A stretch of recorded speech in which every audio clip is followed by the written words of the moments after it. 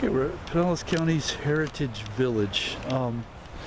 This is where a lot of Pinellas County's, excuse me, older buildings have been brought. Rather than demolish them, they've moved them here from their original location. As you see throughout the state, this is frequently done. This is one of the finer examples, and I do believe it's one of the earlier. This was opened in 1977, so it was one of the earlier preservation efforts in the state. I don't think necessarily it was the first, but it was certainly at a time when not everyone was doing this. But they opened this area up and they started bringing these structures here rather than demolishing them because they have historical significance. And I don't think that every one of these buildings are open, so we're going to do, the camera will only allow me a 20-minute time frame, so I don't think we're going to be able to do an extensive, meticulous, detailed narration on each particular structure, but we'll go through and we'll just see what's here.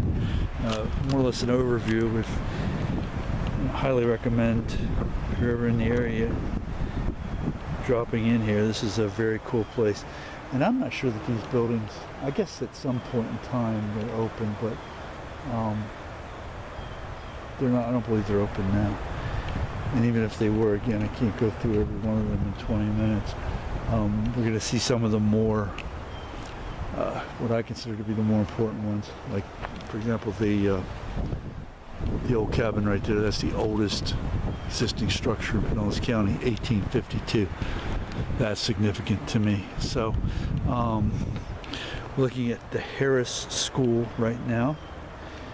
I'm going to try to go slow so this can be zoomed in on. It's starting to rain. There's a huge storm system off the Gulf, so we're not sure how much we're going to be able to get done here and how much we're going to just have to forget. But at least we'll get to see the McMullen Coachman log cabin, the oldest structure, existing structure in Pinellas County. It looks like you can walk through the dog walk there. So these are the McMullens who came from Georgia. 18-year-old James Paramore McMullen, the captain. He came down here and brought his 6 brothers back.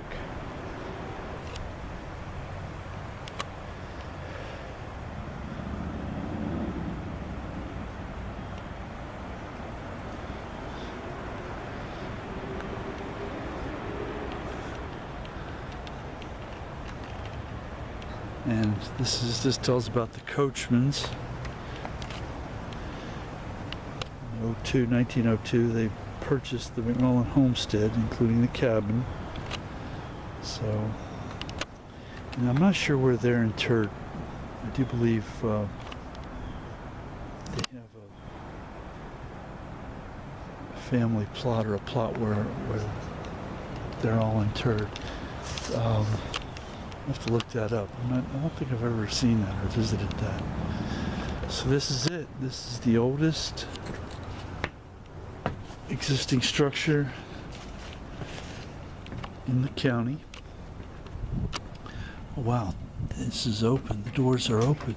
That's a really small door. I don't know if you can tell, but I had to duck significantly. It's probably about 5.5 feet maybe. But back in those days, guys that tall would have fit right through there. And the more space they had, the more building they had to do. So they would have narrowed the spaces and just ducked, I guess, if they had to, or they would have just walked through it. All right, well, that was obviously the bedroom. This is obviously the dining room, kitchen area. This is pretty plush for 1852 in the frontier, which is absolutely what this would have been, the frontier. This was a place where there were not very many people at all. And as we talked about earlier in the video at the cemetery, this was a very harsh, unforgiving landscape. If I don't sound too much like a travel log. There's the upstairs. It's closed, but you can see there's a room over here and there's a room over here, so they would have had a place to sleep in. That would have been their bedroom.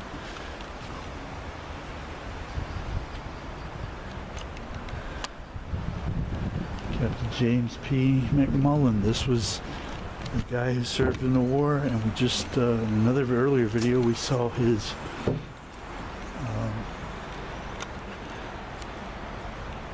gravesite. Trying to be too quick in the motions here. Tend to get excited. Sulphur Springs. This is some sort of a railroad structure. I'll check out the placard and get a little bit of history on it.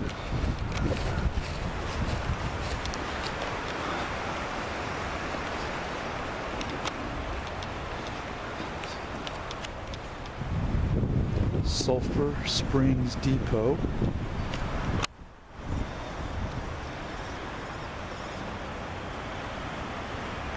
So if you freeze this and zoom in on it a little bit, you're able to read it better.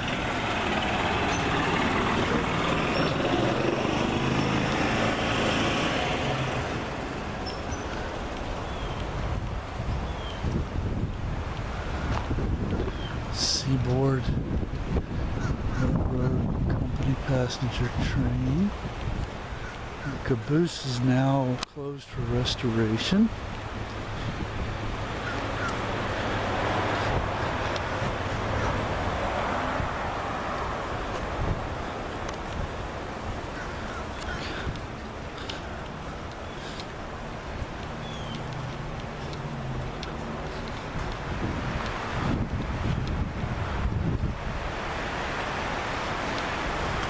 And as an aside, this is there is no admission fee for this to come here.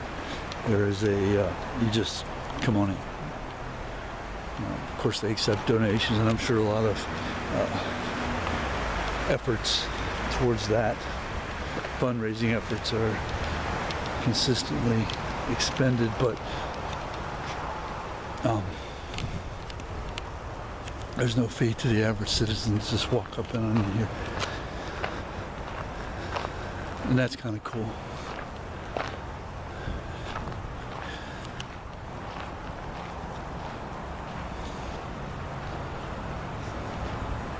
H.C. Smith store, St. Petersburg. Store open in Roser Park, Mount Park, to serve Roser Park. So it was in Mount Park. Very cool. Very cool. That is in the area that I was born in, and we're not going to go in there right now. It's a lot of detail in there, I'm sure. I'm just going to try to do an overview. Oh, this is the classic house, a classic house. This is the McMullen house. Daniel and Margaret McMullen, 1868. Daniel's older brother, James.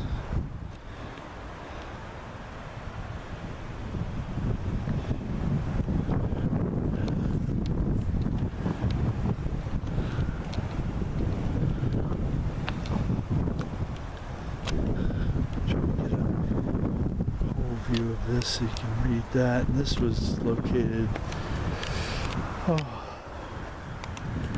Margot, probably, and I don't see the exact location written on here, although there is a oops, too fast. There's a little original site, and that's basically where we just were at the cemetery, so it's probably on that same land. So we're going to try to slowly move the camera and continue on And the wind's died down considerably. That means we're going to get some means the rain's coming. Walsingham House.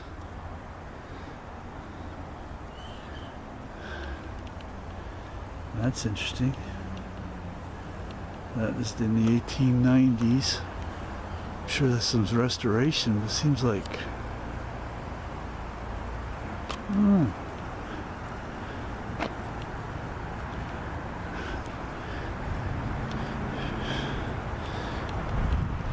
it doesn't look very much at all like it did back then. It would have had a porch over it for certain. I wonder if this must be the Turner house, where we're not allowed to go in because this is the most recent addition to Heritage Village.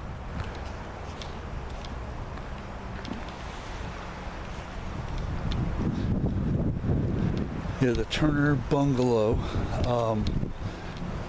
The woman that lived in here, the last Turner that lived in here, passed away and bequeathed this to this site, Heritage Village, which is, an amazing gesture. Rather than leaving it to her family, she left it to this Heritage Village for restoration and maintaining. Okay, so we're gonna walk over here.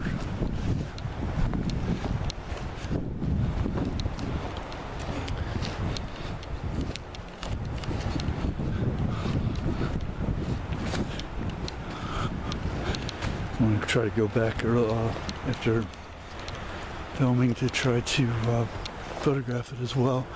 Be able to spend a little more time with each one, photographing it.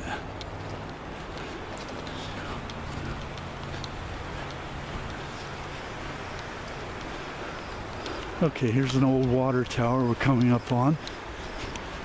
It's been used for watering the citrus groves, crops of whatever kind.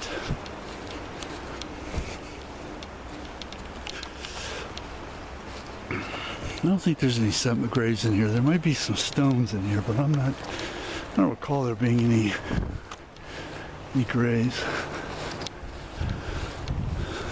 An old school garden.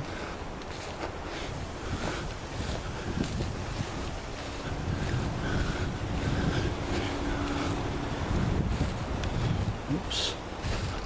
Okay, so here's an old school water tower. Oh, almost walked into that. As you can see in the background, the clouds are forming. Rain's coming.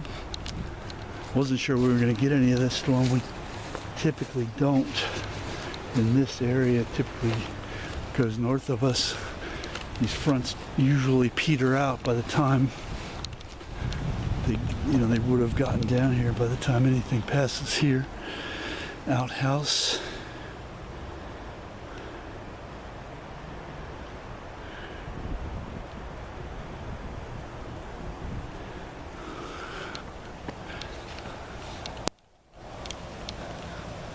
Oops. Some rain's coming. See how much of it. But it definitely looks like we're going to get some of what's coming down right now. This is the Moore house. George Washington and Frances Moore followed his parents to the Pinellas Peninsula.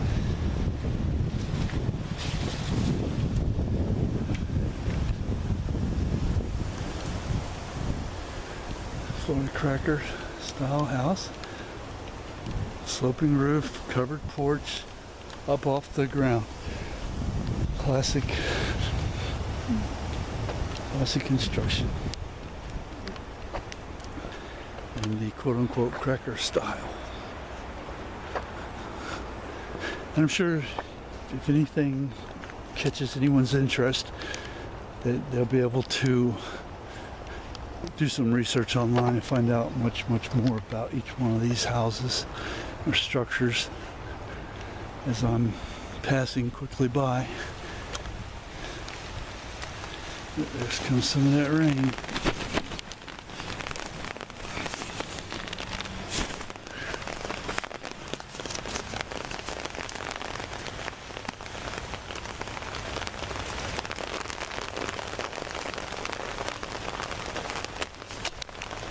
Oops. All right.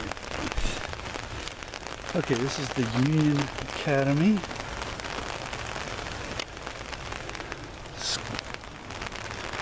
Used as a schoolhouse in Tarpon Springs.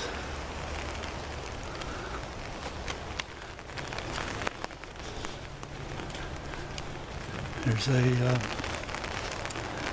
sugarcane press. See those quite frequently. Basic forge area here.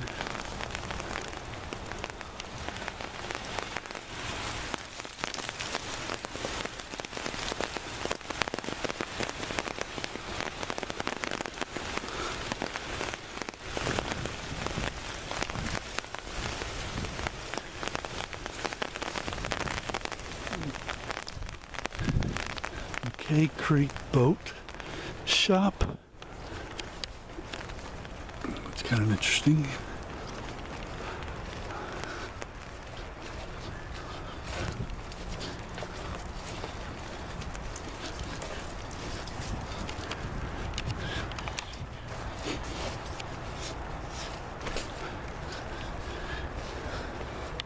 Not sure what this house is, but I'll find out in a minute.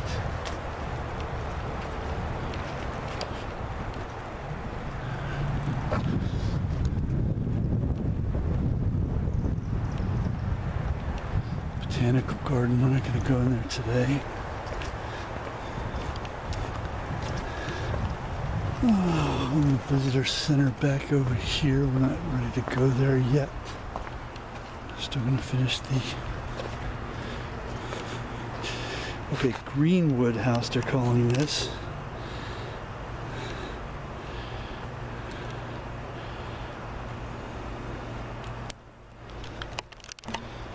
Okay.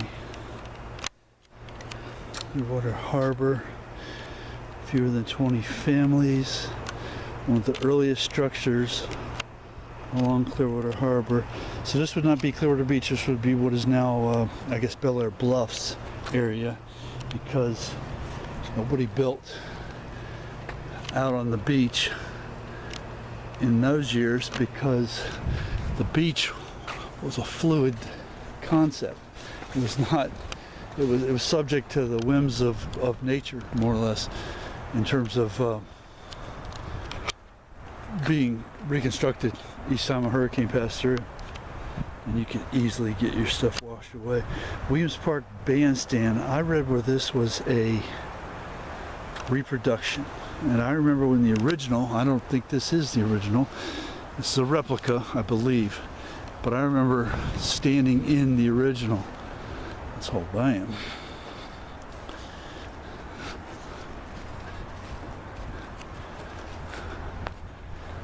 Gulf of Mexico Sponge Company. We're not going in there or anywhere near there.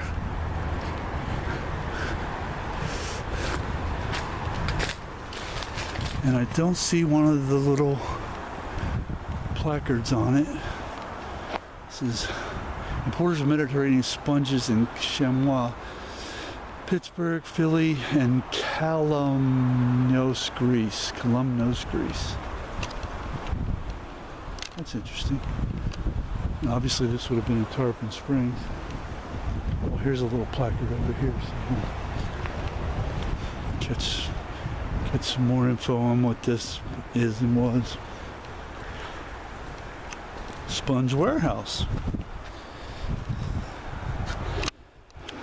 Droso Alahouzos opened a wholesale sponge business, etc., part of his family's Philly-based business. Make no mistake, sponging back in the day was a good living. It was a ready living. You know, all you had to do was go out there and get them. There was no regulation or anything. You wanted a bunch of sponges, you go out there and get you a bunch of sponges. and you know, it was all